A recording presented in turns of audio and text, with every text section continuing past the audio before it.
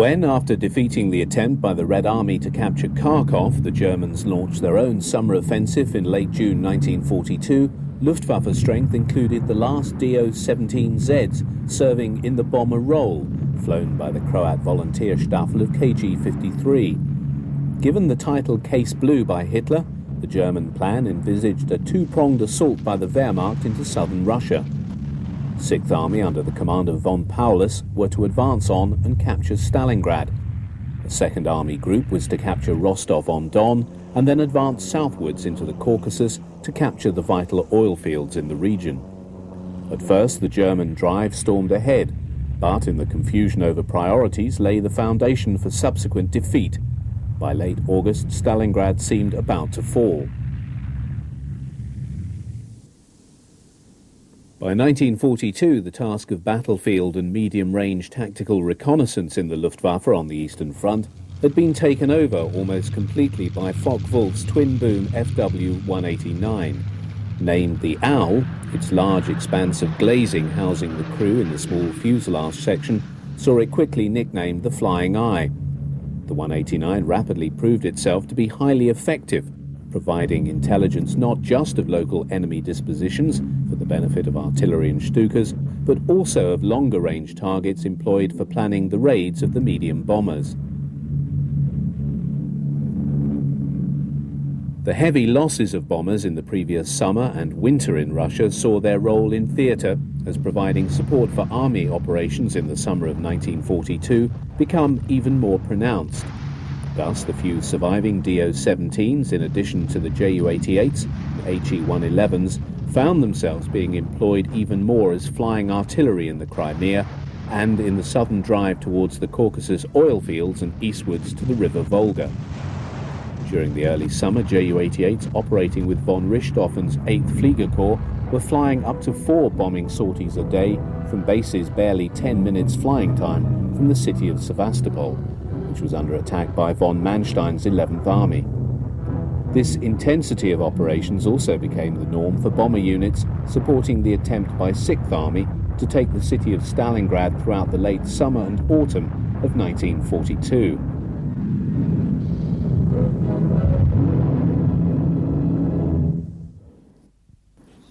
Although the activities of Rommel's Afrika Corps was to generate good copy for the cameraman of the propaganda department, North Africa was never regarded as anything but a subsidiary theatre of operations by Hitler.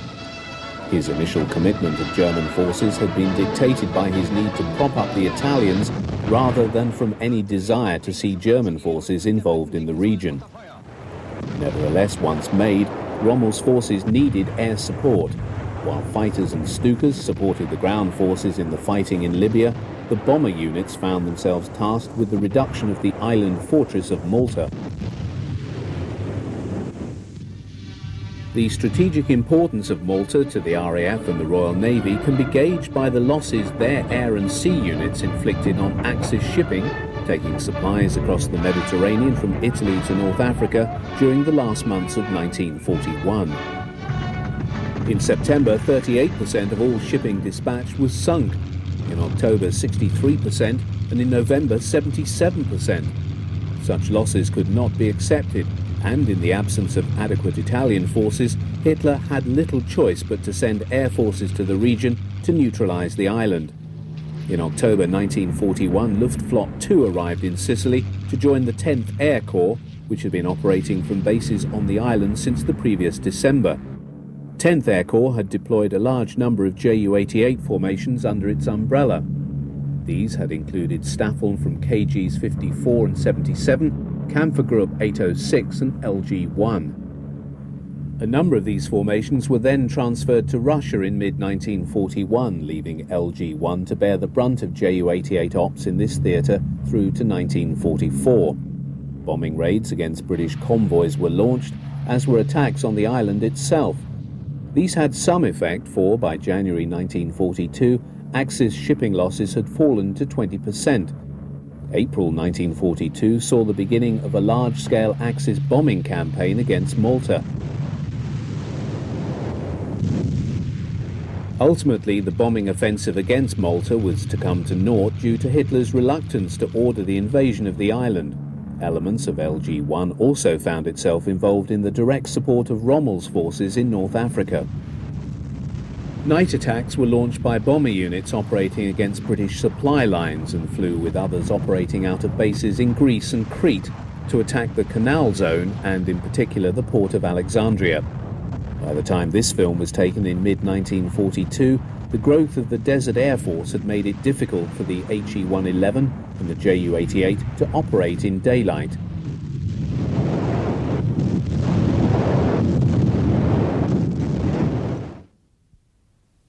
An outgrowth of the earlier Do-17Z, the improved Dornier Do-217E, entered service with the Luftwaffe in 1941, first seeing action with KG-40 in the anti-shipping role. Shortly thereafter, it entered service with KG-2, which in fact became the only bomber wing to be totally equipped on the type. Operating out of bases in Holland, KG-2 thus became the cutting edge of the Luftwaffe bomber force in the West, Do-217s of 2 KG-2 first participating with the aircraft of KG-40 in night raids on London in July 1941. Through the rest of 1941 and throughout 1942, 217s were used extensively over the British Isles, raiding targets as far afield as Hull through to Exeter. They were the principal type used in the so-called Baedeker raids. Losses both to crashes and interceptions by increasingly sophisticated RAF night fighters rose substantially during this period. The type was subjected to intensive testing throughout its development and subsequent combat career. Having its origin in a 1937 Luftwaffe specification, it is interesting how testing of the early prototypes included the requirement that the 217 be able to undertake dive bombing. It was thus equipped with an unusual tail-mounted cruciform dive brake that was not, however, proceeded with. Further development of the 217 led to the emergence of the K and M models. Both shared the same fuselage and wing arrangement. The defining feature of these new models was the extensively glazed nose, similar to that used on the HE-177. The principal distinguishing feature between the two was retention of the BMW radials on the K and use of Daimler-Benz inlines on the M. Both were used for night bombing, but neither was built in great numbers. Film of the Do-217 engaged in combat missions is extremely rare. Even rarer is footage of the K and M variants. In this sequence, a 217K is seen taking off on a mission in Russia. This was unusual in that very few of the type served there. Although the strength of the Red Air Force had not yet driven Luftwaffe bombers from the sky in daylight, the specialized role of the 217K as a night bomber found it being employed to attack important Soviet targets by night in the run-up to the summer offensive at Kursk in July 1943.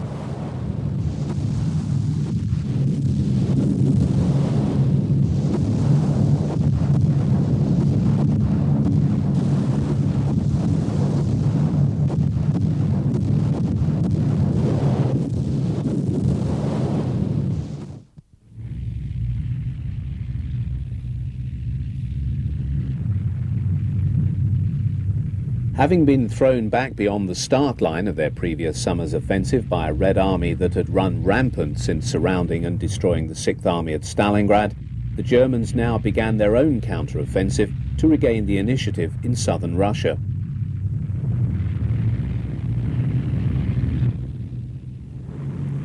Recovering from the disarray that had afflicted German air operations since December, the Luftwaffe High Command was able to assist Field Marshal von Manstein in the provision of air support for his counter-offensive.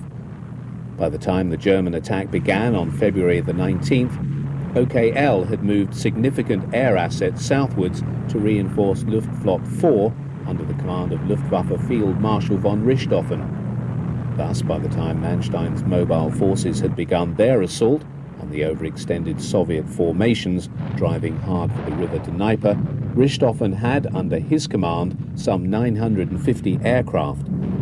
This corresponded to 53% of all Luftwaffe assets serving in the east. Ever since his experiences in Spain, Richthofen had emerged as one of the foremost Luftwaffe practitioners of close air support. He now wielded the aircraft units under his command, including the medium bomber Staffeln, so that they became totally responsive to the needs of the ground forces. The HE-111s, Ju-88s and declining numbers of Do-17s available to him thus became even more identified with their employment as flying artillery, their targets in many cases being retreating Soviet columns or villages turned into well-defended positions by the Red Army. In the face of such a rapidly changing battlefield situation, photo-intelligence of the movement and disposition of enemy forces became a priority. FW-189s of the Recce units were extensively employed in the short to medium-range surveillance of the battlefield to garner the information required by Luftwaffe staff planning the next sorties. Very close contact was therefore necessary with the rapidly advancing ground units, and in the absence of radio, the Fiesler Stork was frequently used to take orders to the front line and carry information about forthcoming Luftwaffe operations. The Stork was a highly regarded type.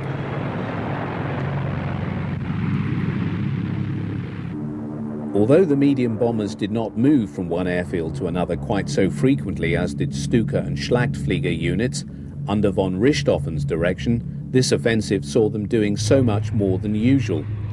In order to maximize their use, he wished all of his assets to be as near to the moving front line as possible to ensure a high sortie turnaround.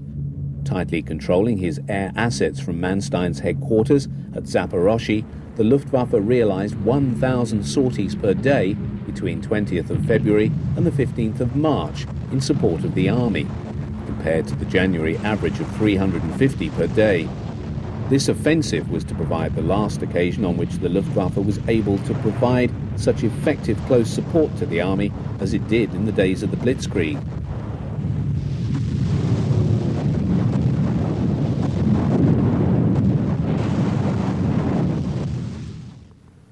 The tangible results of this very close cooperation between the ground forces and the Luftwaffe came on March the 10th, when Hitler visited von Manstein's headquarters. The Field Marshal was able to tell Hitler that since the beginning of the counter-offensive, 600 Soviet tanks and 500 guns had been destroyed, and the recapture of Kharkov was now in sight. For the poor ground crews keeping the bombers flying in the face of such high sortie rates, the conditions that they were forced to endure when carrying out essential maintenance were appalling. Few of the airfields used were purpose-built, and in the absence of hangars, major equipment changes, such as the replacement of this engine on a Ju-88, had to be carried out in the open, come blizzards, intense frosts, and severe temperatures as low as 30 to 50 degrees below zero. Quite often the appalling weather prevented the arrival of supplies and spares, and on many occasions replacing an engine meant cannibalizing another aircraft that had been badly damaged to provide the necessary spares to enable another to be returned to service. It is small wonder that many Luftwaffe pilots, when talking about their own exploits, have made frequent warm references to the valiant efforts of the black men in keeping their aircraft flying, whatever the circumstances.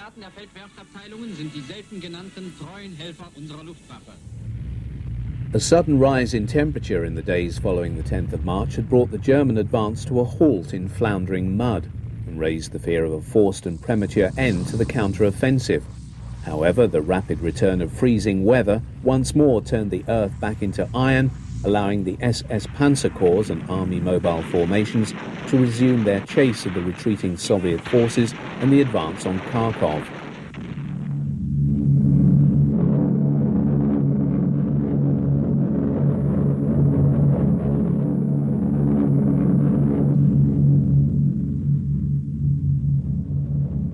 As the German forces approached Kharkov, Luftwaffe bombers began to concentrate their attacks on the supply lines of the Red Army units in the city and beyond. As the fourth city of the Soviet Union, Kharkov was the nexus for numerous railway lines. Those coming from the east were used to rail in supplies and weapons into the city, which Stalin did not wish to see fall again.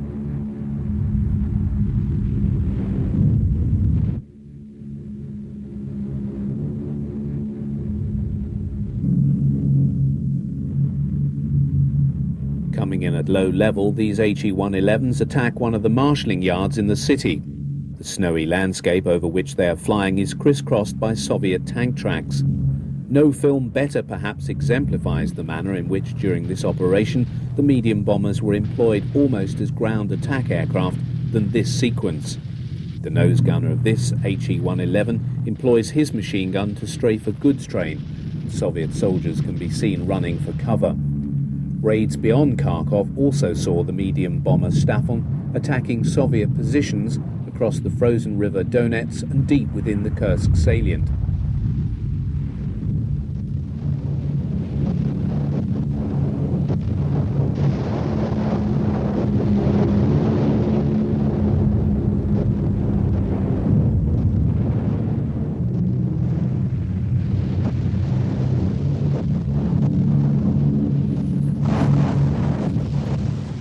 On the 11th of March, an SS division began to enter the western outskirts of the city.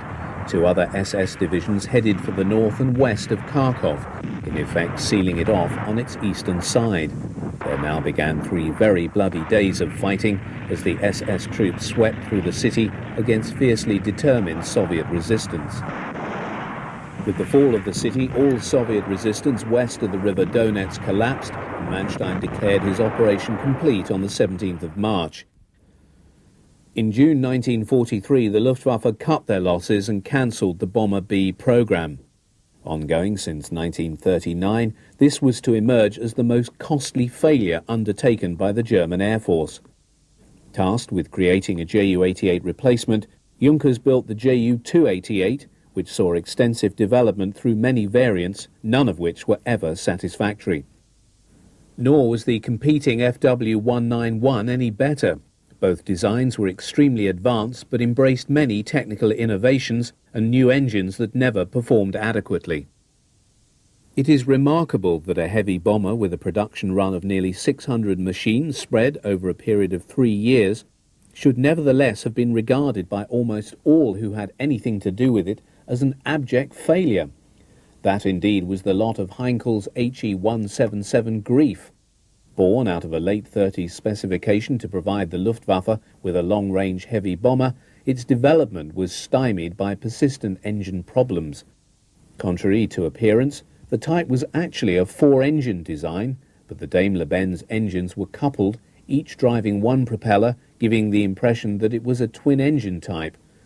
While pilots reported that the handling and performance of this large aircraft were fine, these qualities were negated by the alarming and very frequent tendency of the engines to catch fire in flight. Nor was the development of such a large aircraft in its early stages helped by the ludicrous requirement that it also be able to function as a dive bomber. The first production model, designated the HE-177A1, entered service in the summer of 1942 with KG-40 in France, but was not a success. The HE-177s of 1 KG-50 were rushed eastwards to serve as transports flying into Stalingrad, nor were they a success. In the meantime, the 177A3 had entered production and left it to be replaced by the A5 variant in February 1943. Seen here undergoing maintenance are the coupled Daimler-Benz engines on an HE-177A5 belonging to KG-40. Film of operational HE-177s is non-existent, the only footage remaining of the type showing the testing of the prototypes. In spite of the difficulties with the aircraft, development of new variants spawned many sub-types, differing one from another in terms of armament and role. One of the immediate solutions to the 177's power plant problems would have been to have given it 4 separated engines. Heinkel's proposal to do exactly this was met with indifference, irritation, and downright bloody-mindedness. When finally flown with 4 separated engines, it had to be given the code designation HE-177BO because Goering had forbidden Heinkel to speak of it. HE-177s nevertheless saw combat in 1944. 35 HE-177s were used to bomb England during Operation Steinbock. It was also used in Russia. Referred to under the program cover name of Large Salmon, The development of anti-shipping missiles was a major innovation by the Germans in the Second World War. Of the two types developed, the most employed in combat was the HS-293, an example of which is seen here being mounted on the underside of a Heinkel 111 for testing purposes. The second anti-shipping weapon was known as the Fritz X, but unlike the HS-293, was an unpowered radio-guided bomb. It had to be released from a much higher altitude than the 293.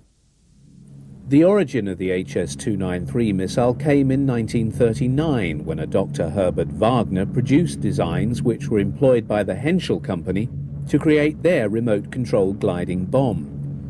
In the following year, steps were taken to develop prototypes, and much work was carried out on radio control systems.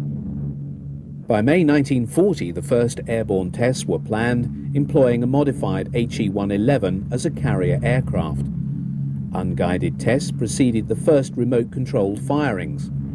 The second of these is seen here in this film. Having been launched, the missile is guided towards the target by the observer using a joystick. This transmitted signals to the missile, which controlled its passage through the air. The test was considered a success.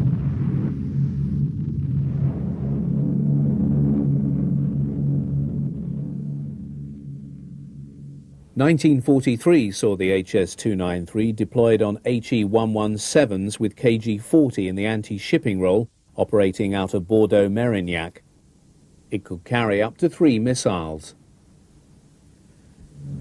The impact of a strike by an HS-293 on a ship can be seen in this film of a firing of one of the missiles against a 6,000-ton vessel employed as a target off the coast of Pomerania in the spring of 1941. It illustrates the primary limitation of the system in the requirement that the launch aircraft fly straight and level to enable the missile director to observe the flares on the rear of the weapon. It was by this means that he knew how to direct it onto its target. Such a flight path rendered the carrier plane totally vulnerable to attack from enemy fighters and anti-aircraft fire, as was indeed the case. The long-span 217K2 was specially developed to enable it to carry either the HS-293 or the Fritz X, although the earlier DO-217E4 was able to carry a single HS-293 on an outer wing pylon. Although the Junkers Company had carried out extensive preliminary work on an improved Ju-88B quite early on, the great success of the Ju-88A series and the assumption that by 1942-43 it would be replaced by the Bomber B had seen it sidelined. The very obvious failure of the latter and the need to supplement and replace the Ju-88 led to the 88B providing the basis of the Ju-188. This new type entered service with 1 KG-6 in May 1943. Powered by BMW radials or UMO inlines, the distinguishing features of this aircraft were its bulbous all-glass nose and the pointed outer wing panels. Apart from conventional bombing, the Ju-188 also saw service as a torpedo bomber in northern Norway, attacking Allied convoys sailing to Murmansk. It also served, as seen here, as a long-range reconnaissance type. The particular mission being flown is a photographic sortie over Bucharest after the Romanian government had changed sides and allied themselves to the Russians. Just over 1,000 Ju-188s were built before production ended.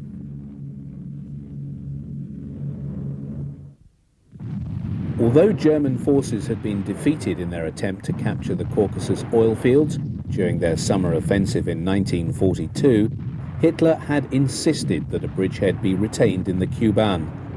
His intention was that once the military situation elsewhere in Russia had been satisfactorily resolved, German forces would employ this bridgehead, called the Goth's Head, to launch a further offensive to secure the oil fields.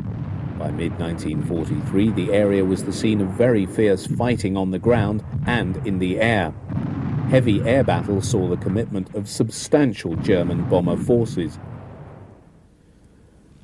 The yellow paint applied to the edge of the engine cowling on this Ju-88A4 and the Edelweiss emblem on the nose marks these aircraft out as belonging to the 3rd Staffel of KG-51. The A4 was the most produced of all the variants of the Ju-88 series. Indeed, so numerous was the A4 that by the end of 1942, the 520 in service constituted nearly half of all the bombers on strength with the bombing arm of the Luftwaffe. While weapons or fuel tanks could be carried on 4 external racks, mounted on the wing between the fuselage and engine nacelles, those in this film are carrying their bomb load in the internal bay. On July the 5th, 1943, the Germans launched their offensive to destroy the Kursk salient in Russia. Although primarily known for being the arena for the greatest tank battle in history, the air war over the Kursk salient was every bit as vicious and extensive as the ground combat. For Operation Zittertal, the Luftwaffe had made great efforts to concentrate as many formations as could be spared. Indeed, the Eastern Front was stripped to provide the fighter and bomber units necessary to give the Army the very comprehensive air support it would need to defeat the most powerful defences the Red Army had ever created. In total, some 1,200 medium bombers were concentrated under the 4th and 6th Air Fleets.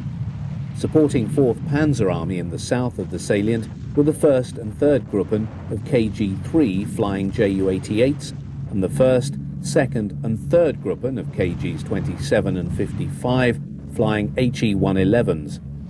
To the north of the salient, tasked with supporting Model's 9th Army, were the 2nd and 3rd Gruppen of KG-51 employing Ju-88s and 4 Gruppen of KGs 4 and 53 operating HE-111s. In the weeks prior to July the 5th, these bomber formations had been extensively employed in attacking Soviet airfields, both real and false, bombing railway lines and supply routes. They also undertook long-range attacks on Soviet armament works at Gorky and Yaroslav. Once the offensive had begun, however, most of the Ju-88 and HE-111 formations found themselves employed as flying artillery to help demolish the vast fortifications of bunkers and deep trench lines that formed the basis of the Soviet defense system. Given the close proximity of many of the airfields to the actual battlefield, the bomber Gruppen found themselves flying many sorties per day in support of the ground forces. In spite of the massive sortie rate and numbers of aircraft employed by the Luftwaffe, the Soviet defences did not cave in, and as the battle lengthened, the strength of the Soviet Air Force became more and more apparent. German estimates of the strength of the Soviet air power were as much in error as their estimates of their tank strength. With a total of nearly 3,000 combat types deployed for the battle, the Soviets were able to wrest control of the air from the Luftwaffe in a number of sectors. The deployment of a new generation of Soviet fighters over the salient also made the operations of the bomber units increasingly difficult. The Yak-9 and LA-5FN were more than a match for the German fighters, and numbers of Ju-88s and HE-111s were lost to these types. Although the Germans threw extremely powerful forces against the Soviet defences, they did not crack. By the 13th of July, the chances of the Germans breaking through to Kursk from either the north or south was no longer possible. Losses were increasing, and just a few days before, the Allies had landed in Sicily. In the north, the Soviets had already gone over to the counter-offensive, and Luftwaffe units now found themselves being employed to attack advancing Soviet tank formations in the Orel salient. Although Manstein's forces in the south continued to make progress, the possibility of a major breakthrough had now totally receded. Hitler decided to cut his losses and call off Zittertal, for he was concerned to see ground and air assets transferred forthwith to Italy and Germany. Within a fortnight, the Soviets had launched a long-planned-for counter-offensive in the south, and within days the Germans had to relinquish all territory captured since July the 5th.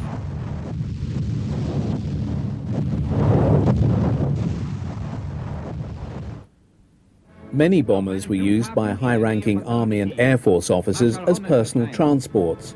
Field Marshal Erwin Rommel is seen here arriving in his HE-111 at Salonika in Greece on July the 25th, 1943, where he was due to make an inspection tour, as it was believed at the time that the Allies would attempt a landing there. Field Marshal Albert Kesselring employed a DO-217M. Long-range reconnaissance over the Med was carried out by Ju-88Ds of the Aufklärungsgruppen.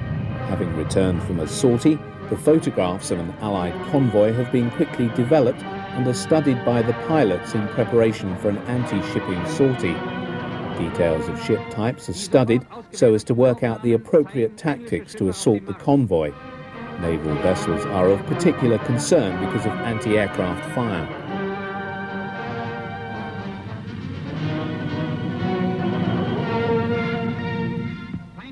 From November 1942, with the launch of Operation Torch, through to July 1943 and the invasion of Sicily, followed by the Salerno landings in September, Luftwaffe anti-shipping units were heavily involved in strikes on Allied convoys.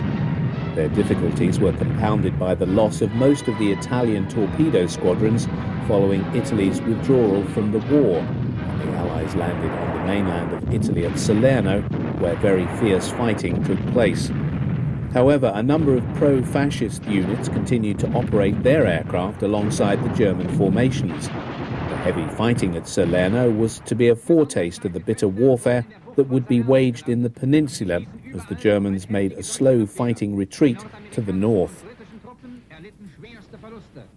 Seen being briefed by their commander, Major Klumper, are pilots of KG-26, one of the Luftwaffe bomber formations specializing in anti-shipping strikes. By August 1943, aircraft from his formation had sunk 32 vessels in the Mediterranean. Equipped mainly with HE-111s wearing the Wellenmuster camouflage scheme, the aircrew make ready for their sortie, assisted by their canine companions. This operation involves a mixed force of German aircraft and Italian SM-79 Siluranti trimotor bombers, a number of which are being crewed by German pilots. While shown to German cinema audiences after the Allied landings at Salerno and the Italian armistice with the Allies, the actual film of the attack on the Allied convoy predates these events.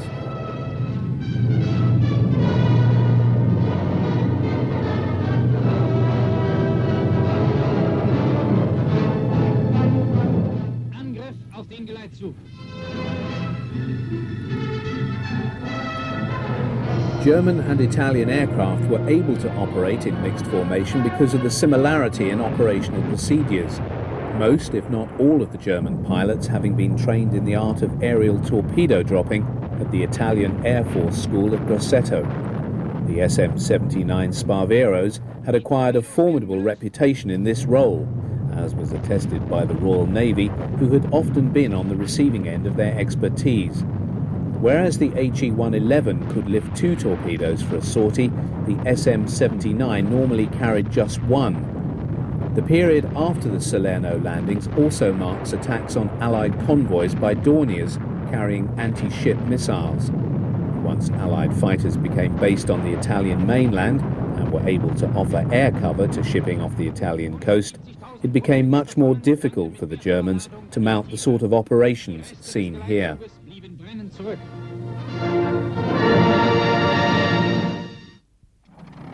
What little film was taken of Luftwaffe bombers in action on the Eastern Front after the Battle of Kursk, more often than not, shows Heinkel 111s being employed more and more frequently in the transport role.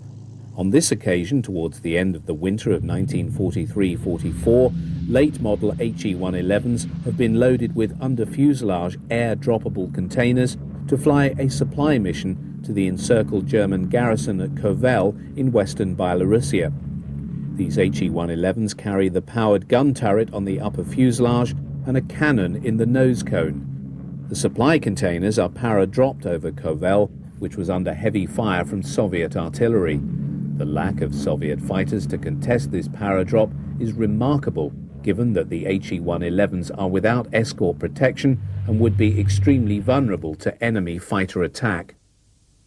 In 1944, the United States and the Soviet Union came to an agreement whereby US heavy bombers and escort fighters of the 15th Air Force operating out of bases in Italy would be able to fly on through to bases in Russia after bombing targets in eastern Germany.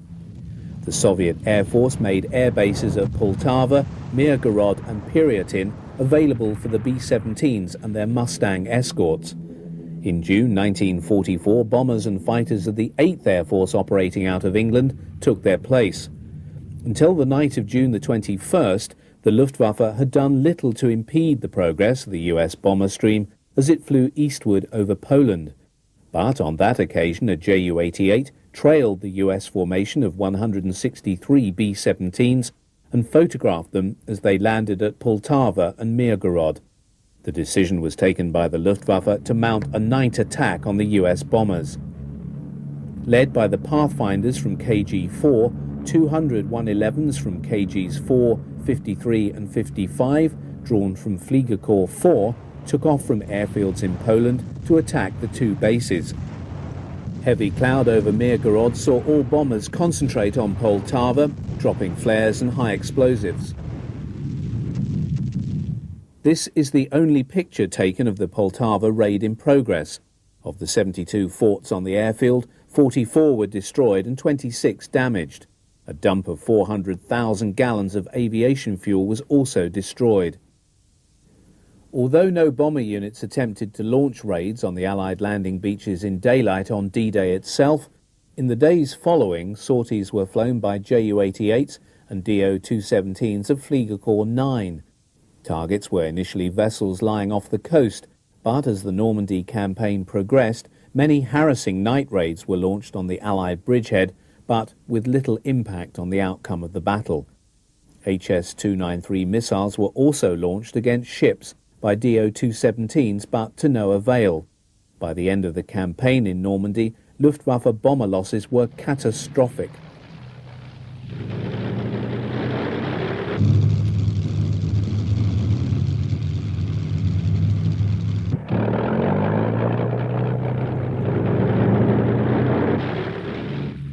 One of the more bizarre roles for which the Heinkel 111 was employed was that of a launcher for the V-1 missile. The 20 modified bombers served with the 3rd Staffel of KG-3 flying out of Holland. No fewer than 410 V-1s were launched in this fashion, and these were directed mainly at London, Southampton and Gloucester from July 1944 onwards.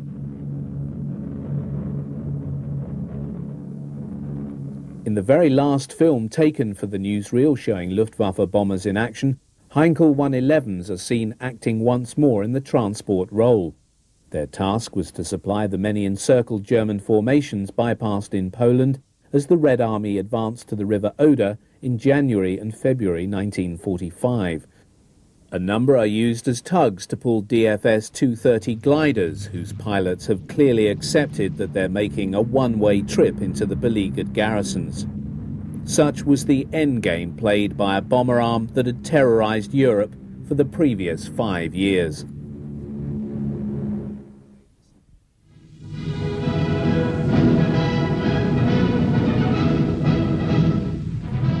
In the absence of a large surface fleet denied to Germany under the terms of the Versailles Treaty, there was little need for the small navy Germany was permitted after 1919 to acquire or even develop specialized float planes and flying boats. When the navy needed aircraft, they simply hired them.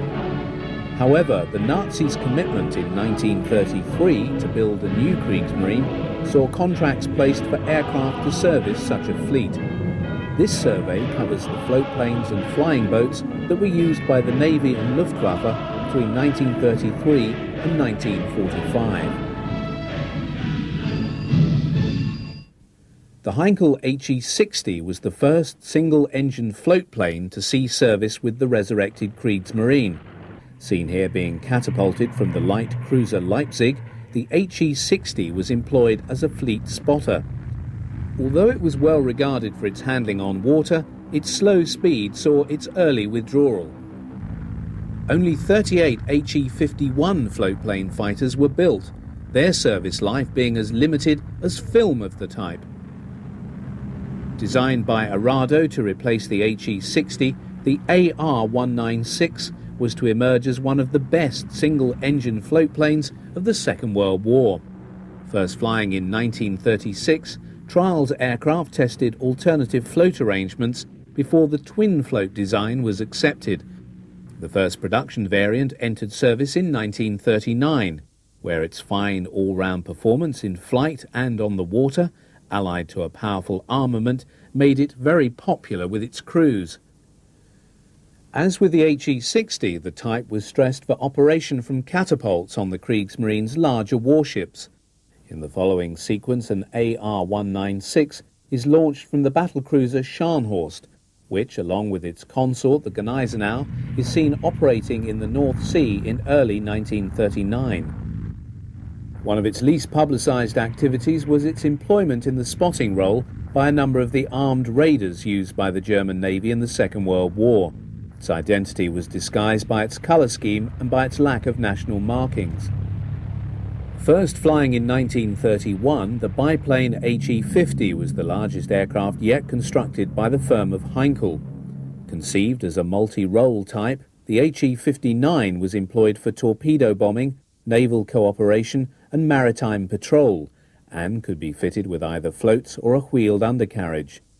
When first delivered, the HE-59 was flown in the commercial colours employed by all aircraft serving in the clandestine Luftwaffe until March 1935. Passing through a number of variants, the HE-59 was nevertheless recognised as approaching obsolescence by 1938. With its primary roles due to be transferred to its replacement, the large biplanes received a new lease of life when they were converted into air-sea rescue types. Although designed from the outset to inherit the mantle of its predecessor, the HE-59, Heinkel's new HE-115, was nevertheless obsolescent almost as soon as it took to the air for the first time in August 1937. While undoubtedly elegant, structurally very strong and pleasant to fly, it was nevertheless hampered by its slow speed. In the first production variant, the maximum speed was less than 200 miles an hour. Nevertheless, interest in type from abroad and Germany's need for foreign currency saw the first deliveries going overseas. The HE-115 entered service with the air arms of Denmark, Sweden and Norway in 1939. The first Luftwaffe unit to equip with type was still working up even as war began in September. In German service, the floatplane was first employed in the coastal patrol role, operating over the Baltic and North Sea, and received its baptism of fire during the Norwegian campaign in April 1940. A number of the Norwegian HE-115s escaped destruction by making their way to the UK, where they were later used in secret operations by the SOE, landing agents on the coast of occupied Europe. From May 1940 onwards, Luftwaffe HE-115s, now based in Norway, saw combat over the North Sea, dropping mines and attacking shipping off the coast of northern England. Mines were also dropped in the Thames estuary and the Bristol Channel by other HE-115s operating out of bases on the coast of France. However, the increasing vulnerability of the type to RAF aircraft like the Beaufighter, operating long-range fighter patrols over the Bay of Biscay, saw the surviving HE-115s transferred from France to northern Norway in late 1941.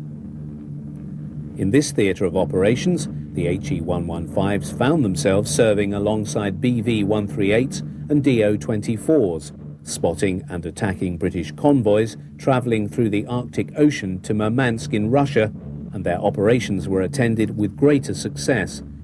The most eventful of all its sorties was when a number of HE-115s assisted in the destruction of convoy PQ-17 in 1942.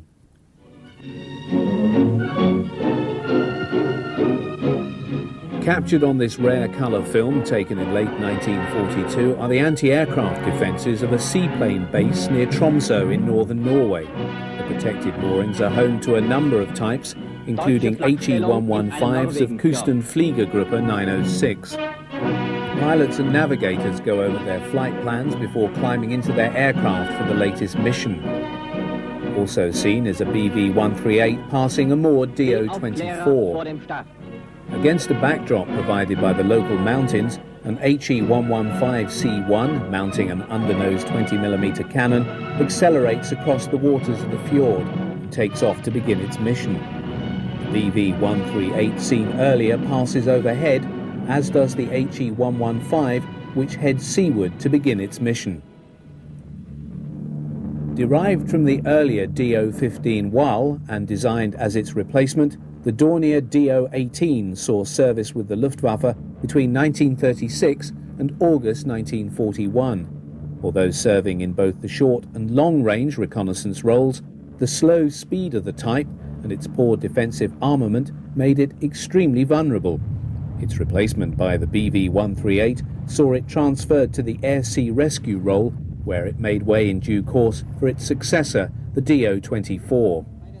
Seen in a classic sequence of the type in its specialized role of air-sea rescue is the Dornier DO-24.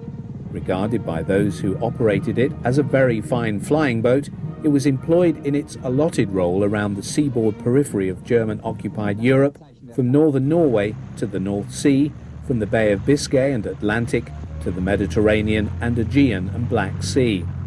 For an aircraft that stood so high in Luftwaffe estimation, it is remarkable that the DO-24 was not originally destined for operation by the German service, being designed for and serving in the colours of the Royal Dutch Navy. Only a number of the 60 destined for the Dutch had actually entered service when Holland was overrun in 1940. But it was only when the failings of the HE-59 and DO-18 in the air-sea rescue role became apparent that the Luftwaffe turned to the DO-24 as a readily available substitute.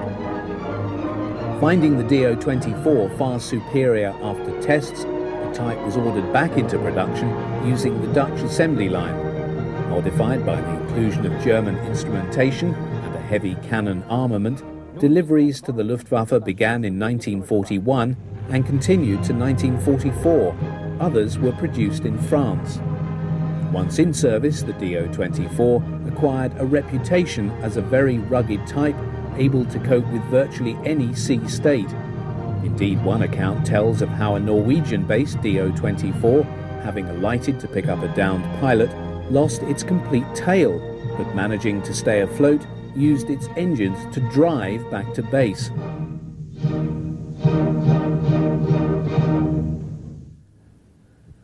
The most distinctive of all German flying boats was the Blohm & Voss BV-138, better known by its nickname of the Flying Clog, awarded to it by virtue of the similarity of its unusual hull form to that of the Dutch Shoe. The type was also unusual in employing twin booms for the tailplanes. Although first flown in July 1937, a long gestation period saw its final arrival into service over 3 years later at the end of 1940. The BV-138 was designed from the outset to be able to be launched from catapults as well as taking off in conventional fashion from the sea. Although operated in the Biscay area, the Mediterranean and Black Sea, the primary theatre of operations for the type was northern Norway, where it served alongside the HE-115 and DO-24.